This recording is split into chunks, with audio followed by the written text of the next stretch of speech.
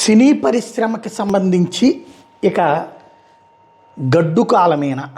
సినీ పరిశ్రమ తెలంగాణలో ఉంటుందా, అవతలకి వెళ్తుందా, లేదా యువతలకు వస్తుందా?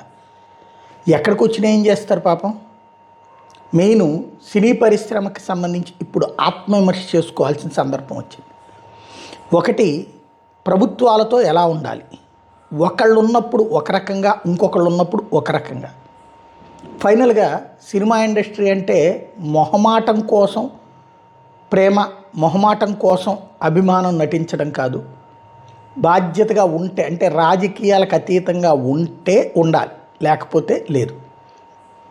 గతంలో ఆంధ్రప్రదేశ్లో వివాదం ఎందుకు వచ్చింది అంటే, ఒకటి సినిమా టిక్కెట్లు మా ఇష్టం వచ్చిన రేట్లు పెంచుకుంటాం. ఇదివరకు రూపాయి పెరిగితే పెద్ద రచ్చ నడిచేది, ఉద్యమాలు నడిచేవి, కమ్యూనిస్టులు ఉద్యమాలు చేసేవాళ్ళు.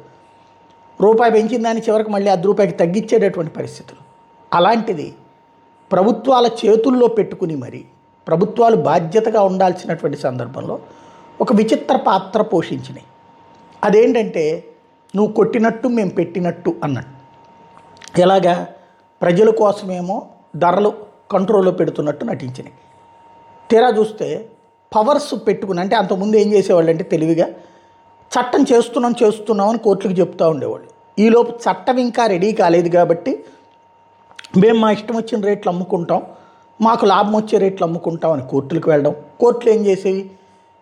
ప్రభుత్వానికి నోటీసులు ఇచ్చేవి. ఇదివరకు తెలుగుదేశం ప్రభుత్వం, గతంలో కేసీఆర్ ప్రభుత్వం ఉన్నప్పుడు జరిగింది అదే. అప్పుడు కోర్టులు సరే ప్రభుత్వాన్ని అడిగితే ప్రభుత్వం ఏం చెప్తుంది? అవునండి, ఇంకా మేము డిసైడ్ చేయలేదు, ఈలోపు ఓకేనండి అని చెప్పి, సరే అట్లయితే కనుక చట్టానికి లోబడి పెంచుకోండి అని చెప్పేవాళ్ళు. వాళ్ళు పెంచేసుకునేవాళ్ళు, ఇష్టం వచ్చిన రేటుకే పెంచుకునేవాళ్ళు. ఇక్కడ కిట్ బ్యాగ్స్ ప్రభుత్వాలకి, అక్కడ కేసీఆర్ ప్రభుత్వం అయినా ఇక్కడ చంద్రబాబు ప్రభుత్వం అయినా నడిచారు. అయితే కిట్ బ్యాగ్స్ ఉండవు, అవన్నీ చెప్తారు, ఓకే అది నిజమని నమ్మేద్దాం. అది పక్కన పెడితే ఇప్పుడు ఏమవుతున్నది? ప్రభుత్వాలు, 2 రాష్ట్ర ప్రభుత్వాలు చట్టాలు చేసినాయి, టిక్కెట్ల రేట్లకు సంబంధించి చట్టాలు చేసినాయి. ఆ చట్టం ప్రకారం ఎంత టిక్కెట్ ఉండాలో డిసైడ్ చేసినాయి. మళ్ళీ రేట్లు ఎందుకు పెంచుకుంటున్నారు? పెంచుకొని ఇస్తున్నారు. ఓ పక్కన గంభీరంగా ప్రకటనలు చేసినటువంటి జగన్మోహన్ రెడ్డి ఒక విధానాన్ని తీసుకొచ్చారు. ఏమని? ఆంధ్రప్రదేశ్లో షూటింగులు చేస్తే 20% పాటు డిస్కౌంట్ ఇస్తామని. సరే అన్నారు. టికెట్ల రేట్లు కంట్రోల్. కానీ అభిమానులు ఊరుకున్నారా? అబ్బే మావాడికి మా ఇష్టం వచ్చిన రేట్లలో అమ్ముకుంటాడు, అందరికంటే ఎక్కువ అమ్ముకుంటేనే మావాడి గ్రేటు, అనవసరంగా ఈ పని చేశాడంటూ జగన్ మీదన తీవ్ర వ్యతిరేకత పెంచుకున్నారు. అట్లాగే ఈ టిక్కెట్ల రేట్ల గురించి ఈ వర్గం ఆ వర్గం అని కాకుండా అన్ని వర్గాల హీరోల్ని కూర్చోబెట్టుకుని మాట్లాడితే దాన్ని రచ్చ చేసి హీరోల్ని చేతులు కట్టుకుని నిలబడేలా చేస్తావా అంటూ జగన్ మీద విరుచుకుపడ్డారు.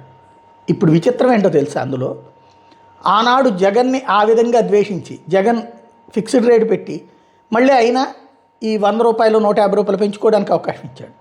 కానీ ఇవాళ రోజున రేవంత్ రెడ్డి టిక్కెట్ల రేట్ల కంట్రోల్ గురించినో, లేకపోతే రేవంత్ రెడ్డి సినీ ఇండస్ట్రీ గురించి మాట్లాడితేనో అదే ఆనాటి తటస్థులే ఇవాళ రూట్ మార్చేశారు. ఆనాడు ఎవరైతే జగన్ని తిట్టిపోసారో ఇవాళ రూట్ మార్చేశారు. సూపర్ మాట్లాడాడు రేవంత్ రెడ్డి అంట. నేనేమంటానంటే, అప్పుడైనా ఇప్పుడైనా సరే ప్రభుత్వాలు అతిగా పెంచనీయద్దు. 50 రూపాయలు 100 రూపాయలు పెంచుకోవడానికి, అది కూడా ఒకరోజు షోలకి, అది బెనిఫిట్ షో. అంటే it should benefit for some organisation, ఒక అనాథాశ్రమం బెనిఫిట్టో, లేకపోతే అభిమాన సంఘాల బెనిఫిట్ కోసం కూడా వేయండి టికెట్, నష్టం లేదు. ఒక రోజు వరకు, ఒక షోల వరకు ఇవ్వాలి, మిగతాది రేటు ఫిక్స్డ్గా ఉండాలి. రేటు ఫిక్స్డ్గా లేకుండా ఫ్లెక్సిబుల్గా వదిలేస్తారా? శాంతం వదిలిపారేయండి. రైతుని వాళ్ళు ఇష్టం వచ్చిన రేటుకి అమ్ముకోమనండి, వ్యాపారస్తుని వాళ్ళు ఇష్టం వచ్చిన రేటుకి అమ్ముకోమనండి. అప్పుడు ప్రభుత్వాలు కుప్ప కూలిపోతాయి. ఇక్కడేమో ప్రభుత్వాలు ఎంత ఎక్కువ రేటుకు పెంచుకోవడానికి అనుమతిస్తే అంత గొప్ప విశేషం. ఇప్పుడు ఎదురుదెబ్బ తగిలేటప్పటికి స్టేట్మెంట్లు మారినాయి. కానీ ఇప్పటికైనా ఒక క్లారిటీ కావాల్సింది. అతిగా ఎందుకు అమ్ముకోనియాలి? వాళ్ళు సినిమాకి ఎక్కువ పెట్టి పెట్టుబడి పెట్టారంటారా? దెన్ దానికి తగ్గట్టుగా 100 రోజులు ఆడుకునేటట్టు చేసుకోమని, ఇంకో సినిమా కాకుండా. అసలు ఆ సిస్టమ్ లేనంత వరకు, సినిమా వాళ్ళ మీద మన కంట్రోల్ లేనంతసేపు ఉపన్యాసాలు నడుస్తుంటాయి.